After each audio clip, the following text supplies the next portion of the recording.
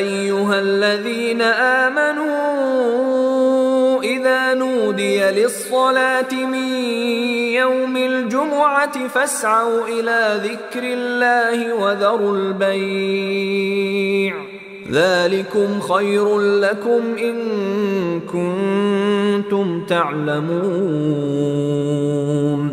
হে মুমিনগণ, জুমার দিনে যখন নামাজের আজান দেওয়া হয় তখন তোমরা আল্লাহ স্মরণের পানে ত্বরা করো এবং বেচাকেনা বন্ধ করো, এটা তোমাদের জন্য উত্তম যদি তোমরা বুঝো। فإذا قضيت الصلاة فانتشروا في الأرض وابتغوا من فضل الله واذكروا الله كثيرا لعلكم تفلحون.